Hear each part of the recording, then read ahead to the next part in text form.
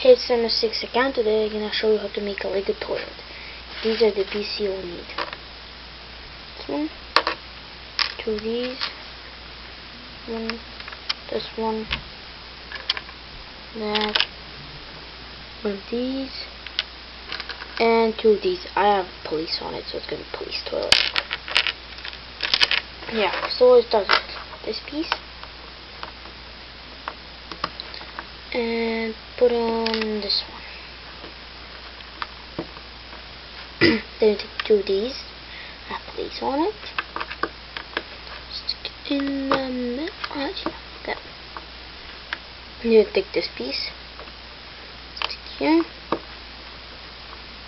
and then this one, and this one. Connect it. Close it.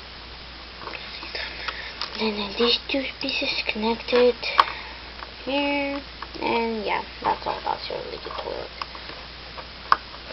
And yeah, this is how you can try it on a Lego person. It's like poop, pee, whatever you do. Close it up, wash it. Yeah, that's gonna be my new police toilet. And next time I will show you how to make a Lego lamp. Okay.